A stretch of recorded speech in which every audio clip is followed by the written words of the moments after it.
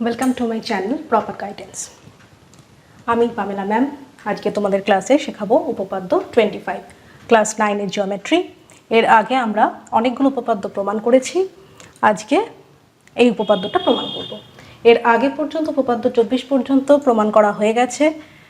যারা আমার চ্যানেলে আজকে প্রথম তারা আগেরগুলো একটু দেখে নিও, তাহলে বুঝতে সুবিধা হবে। যারা রেগুলার ফলো করো তারা তো দেখেইছো, আর কোনো অসুবিধা থাকলে আগে ওগুলো দেখে নিয়ে তারপর এই উপপাদ্যটা দেখবে। তো একদম ইন্ট্রোডাক্টরি ক্লাসে একটা উপপাদ্য কীভাবে প্রমাণ করতে হয় সে বিষয়ে আমার ডিটেলসে বলা আছে। তো উপপাদ্যটা আমরা প্রমাণ করি। একটা উপপাদ্য প্রমাণ করতে গেলে কিছু স্টেপস আছে। তো ফার্স্ট স্টেপ হচ্ছে প্রদত্ত। আচ্ছা, দেখি এখানে কি বলেছে। উপপাদ্য 25 এখানে বলেছে যে একই ভূমি এবং সমান্তরাল যুগলের মধ্যে অবস্থিত ত্রিভুজাকার ক্ষেত্রগুলির ক্ষেত্রফল সমান। ভূমি এক হতে হবে, সমান্তরাল যুগল সেম প্যারালাল লাইন্স, তার ভেতরে যদি কোনো ত্রিভুজাকার ক্ষেত্র থাকে তো তাদের ক্ষেত্রফলগুলি কি হবে? সমান হবে। তো এটা হচ্ছে আমাদের উপপাদ্য, এটা আমরা প্রমাণ করব। তো ছবিতে দেখো, ছবিটা আমার আগেই এঁকে রেখেছি আমি। এখানে দেখো এ বি সি, ত্রিভুজ এ বি সি আর ত্রিভুজ এ বি ডি, দুটো ত্রিভুজ, এরা একই ভূমি এ বি আর একই সমান্তরাল যুগল এ বি এবং সিডি, দুটো সমান্তরাল সরলরেখা, এদের মাঝখানে অবস্থিত। আমরা প্রমাণ করব এবিসির ক্ষেত্রফল সমান সমান ত্রিভুজ এবিডি এর ক্ষেত্রফল। ওকে, তো আমরা লিখি, প্রথমে লিখি প্রদত্ত। প্রদত্ত মানে আমাদের যেটা প্রমাণ করতে দেওয়া থাকে সেটাকে বলা হয় প্রদত্ত। তো এখানে প্রদত্ত কি? ত্রিভুজ এবিসি এবং ত্রিভুজ এবিডি একই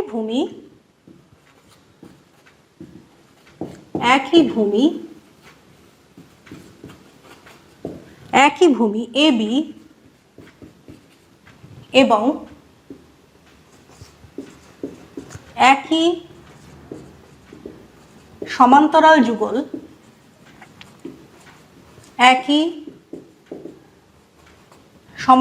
যুগল ছবিতে দেখো এবি এবং সিডি, এবি ও সিডি এর মধ্যে অবস্থিত। এটা হলো আমাদের প্রদত্ত। নেক্সট স্টেপ হচ্ছে প্রামাণ্য। প্রামাণ্য মানে হচ্ছে যেটা প্রমাণ করতে হবে। কি প্রমাণ করতে হবে?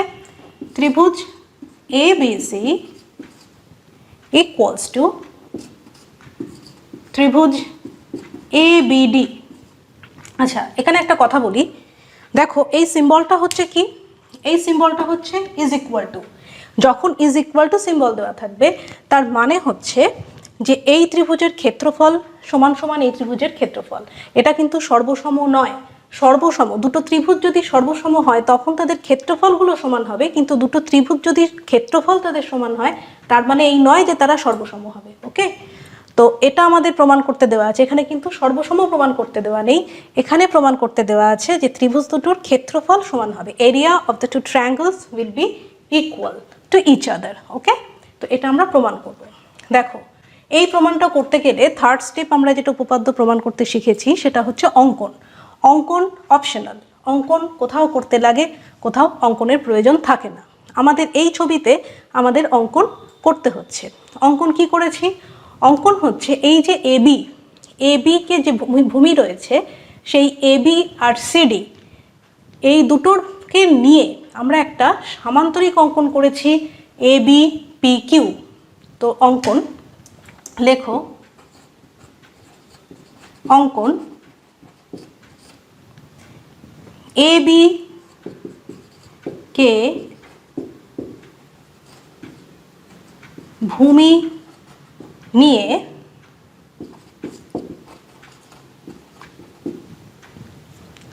এবি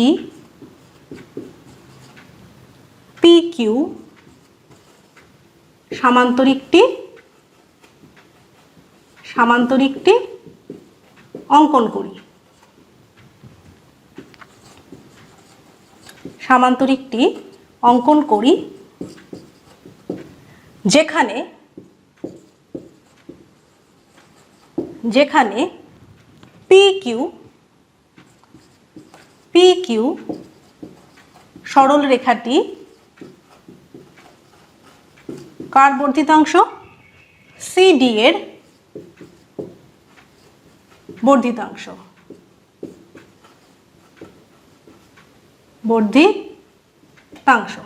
ওকে, এটা হচ্ছে এর বর্ধিতাংশ। আচ্ছা, এবার দেখো এখান থেকে প্রমাণটা দেখো। এই যে সামান্তরিক এবিপিকিউ, এই যে সামান্তরিক এবিপিকিউ, এর ভূমি হচ্ছে এবি আর সমান্তরাল সরলরেখা সিডি এবি। সিডি হচ্ছে এবির সমান্তরাল, পিকিউ হচ্ছে এবির সমান্তরাল, সুতরাং সিডিও হচ্ছে এর সমান্তরাল। সেক্ষেত্রে এই যে দুটো সমান্তরাল সরলরেখা এবি এবং পিকিউ, এর ভেতরে দেখো একটা ত্রিভুজ রয়েছে এবিসি আর একটা ত্রিভুজ রয়েছে এবিডি। সেক্ষেত্রে আমরা কি জানি যে একই ভূমি এবং সমান্তরাল যুগলের মধ্যে যদি কোনো সামান্তরিক আর ত্রিভুজ থাকে তাহলে ত্রিভুজের ক্ষেত্রফল কি হয়? ত্রিভুজের ক্ষেত্রফল সামান্তরিকের ক্ষেত্রফলের অর্ধেক হয়। সেক্ষেত্রে এখানে এবিসি আর সামান্তরিক এবিপিকিউ একই ভূমি আর একই সমান্তরাল যুগলের মধ্যে অবস্থিত, তাই এর ক্ষেত্রফল হচ্ছে সামান্তরিকের অর্ধেক। ঠিক একইভাবে এবিডির ক্ষেত্রফলও কিন্তু এই সামান্তরিকের অর্ধেক। সেক্ষেত্রে আমরা কি প্রমাণ করতে পারি? দুটো ত্রিভুজ হচ্ছে ক্ষেত্রফলের দিক থেকে সমান। প্রমাণ, চলো প্রমাণ।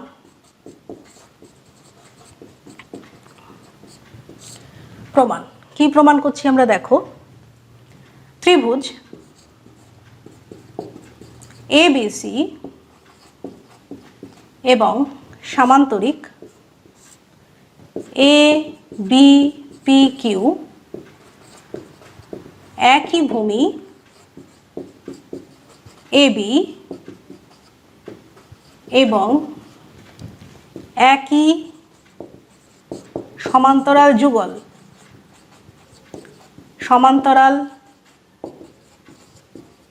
যুগল এবি ও পিকিউ এর মধ্যে অবস্থিত।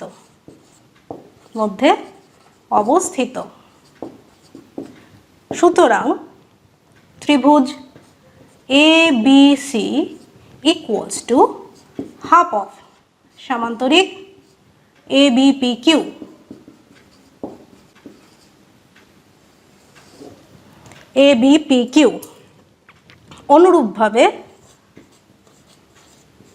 অনুরূপে ত্রিভুজ ABD equals to half of সামান্তরিক ABPQ। সুতরাং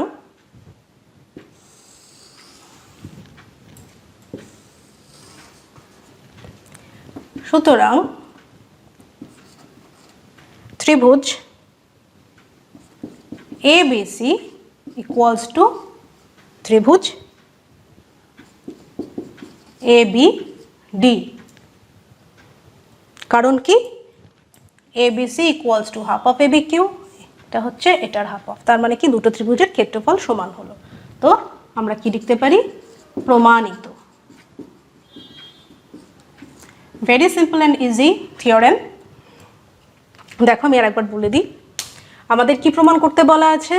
একই ভূমি এবং সমান্তরাল যুগলের মধ্যে অবস্থিত ত্রিভুজাকার ক্ষেত্রগুলির ক্ষেত্রফল পরস্পরের সমান। সেক্ষেত্রে এখানে একই ভূমি এবি আর সমান্তরাল যুগল সিডি, এবি অ্যান্ড সিডি দুটো সমান্তরাল যুগলেরা, এবি অ্যান্ড সিডি পরস্পরের সমান্তরাল, তাদের মাঝখানে দুটো ত্রিভুজ রয়েছে, ত্রিভুজাকার ক্ষেত্র রয়েছে, একটা হচ্ছে ABC আর একটা হচ্ছে ABD। এখন আমাদের প্রমাণ করতে হবে যে দুটো ক্ষেত্রের ক্ষেত্রফল সমান। তো কিভাবে প্রমাণ? এখানে প্রদত্ত লিখতে হয়। প্রদত্ত মানে হচ্ছে যেটা দেওয়া আছে, ত্রিভুজ ABC এবং ABD একই ভূমি AB এবং একই সমান্তরাল যুগল AB ও CDর মধ্যে অবস্থিত, এটা আমাদের প্রদত্ত। আর কি প্রামাণ্য হচ্ছে এবিসি ইকুয়ালস টু এবিডি। এখানে আমি তখন বলেছি, এখন আর একবার বলছি যে ABC is equal to ABD means ABC ABD এর ক্ষেত্রফল পরস্পরের সমান। এরা কিন্তু সর্বসম নয়, এখানে সর্বসম প্রমাণ করার কথা বলা হয়নি। দুটো ত্রিভুজ সর্বসম হলে তারা পরস্পরের ক্ষেত্রফলের দিক থেকে সমান হবে, কিন্তু দুটো ত্রিভুজ যদি ক্ষেত্রফল সমান হয় তার মানে এই নয় যে তারা পরস্পরের সর্বসম হবে। এটা একটা নোট, এটা লিখে রাখতে পারো।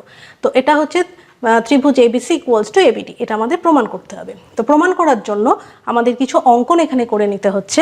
অঙ্কনটা আমরা কি করব, এবিকে ভূমি হিসেবে নিয়ে এবিপিকিউ এই সামান্তরিকটি আমরা অঙ্কন করলাম। দেখো অঙ্কনটা আমি ডটেড লাইন দিয়ে বুঝিয়েছি যাতে বুঝতে সুবিধা হয়। এবিপিকিউ এই সামান্তরিকটি অঙ্কন করলাম, যেখানে পিকিউটা কি নিজের ইচ্ছা মতো তো নেওয়া যাবে না। পিকিউ হচ্ছে সিডির বর্ধিতাংশ। এবার সিডি এবির সমান্তরাল, সেক্ষেত্রে কি হচ্ছে সিডির বর্ধিতাংশ যে পিকিউ যেটা পাচ্ছি সেটা এবির সমান্তরাল। তো এই এবি পিকিউ যে সামান্তরিকটি অঙ্কন করলাম এটা হচ্ছে সিডির পিকিউ বর্ধিতাংশ। এবার প্রমাণে এসে দেখো, এই যে ত্রিভুজ এবিসি, এর আগের উপপাদ্যে আমরা শিখেছি যে ত্রিভুজ এবিসি আর সামান্তরিক এবিপিকিউ এরা একই ভূমি এবি এবং একই সমান্তরাল যুগল এবি ও সিডির মধ্যে রয়েছে, অর্থাৎ এবি এবং পিকিউ। এখানে পিকিউ বর্ধিতাংশ, যেহেতু সামান্তরিকটাকে ধরছি তো পুরোটাই বলছি আমি। এবি আর পিকিউ এর ভেতরে দেখো সামান্তরিক রয়েছে আর এটা রয়েছে। তার মানে কি, আগের উপপাদ্য থেকে আমরা শিখেছি যে এরকম ঘটনা যদি ঘটে যে একই ভূমি আর একই সমান্তরাল যুগলের মধ্যে একটি সামান্তরিক আর একটা ত্রিভুজ রয়েছে, সেক্ষেত্রে ত্রিভুজের ক্ষেত্রফল সামান্তরিকের কি হয়, সামান্তরিকের অর্ধেক হয়, হাফ। তো ত্রিভুজ ABC equals to half of ABPQ. অনুরূপে ত্রিভুজ এবিডি একই যুক্তি, যেহেতু একই যুক্তি আমি অনুরূপে লিখলাম। যদি কেউ মনে করে যে এখানে এই যুক্তিটা পুরোপুরি লিখবে, সে চাইলে লিখতেই পারে, কোনো অসুবিধা নেই। সেক্ষেত্রে কি লিখবে, সামান্তরিক এবিপিকিউ এবং ত্রিভুজ এবিডি এরা একই ভূমি এবি এবং একই সমান্তরাল যুগল এবি এবং পিকিউ এর মধ্যে অবস্থিত। সেক্ষেত্রে এবিডি ইকুয়ালস টু হচ্ছে হাফ অফ এবিপিকিউ। এবার দেখো দুটোই যদি হাফ অফ এবিকিউ হয় তার মানে আমরা কি লিখতে পারি, আমরা লিখতে পারি ত্রিভুজ এবিসি ইকুয়ালস টু ত্রিভুজ এবিডি। তো প্রমাণিত। ওকে, তো এই উপপাদ্য এখানে প্রমাণ তো কমপ্লিট হলো। আমি প্রত্যেকটা ভিডিওতে একই কথা বলি, এখানেও একই কথা বলবো। তোমরা এই যে উপপাদ্যটা প্রমাণ করলাম, যেভাবে প্রমাণ করলাম, তোমরা একটা খাতা পেন নিয়ে বসবে, সেই খাতায় ঠিক একদম এখান থেকে ওই প্রমাণিত পর্যন্ত যেভাবে লেখানো আছে পরপর আগে লিখবে। তারপরে নয় তুমি ভিডিওটা চালিয়ে বোঝো বা যেটা নিজে লিখে নিয়েছো সেখান থেকে বোঝো। বোঝা হয়ে গেলে ওই খাতাটি বন্ধ করে আরেকটি রাফ খাতা নিয়ে সেখানে না দেখে পুরোটা একই যুক্তি সাজিয়ে সাজিয়ে লেখো।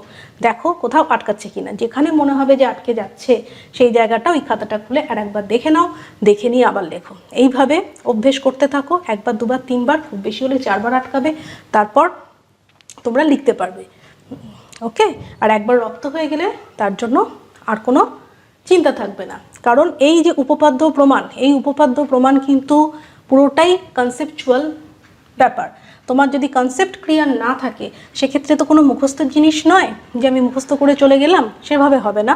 তুমি যুক্তি দিয়ে পরপর পরপর, আর এই যে স্টেপিং, এই স্টেপিং আমার ইন্ট্রোডাক্টরি ক্লাসে পরিষ্কারভাবে দেওয়া আছে।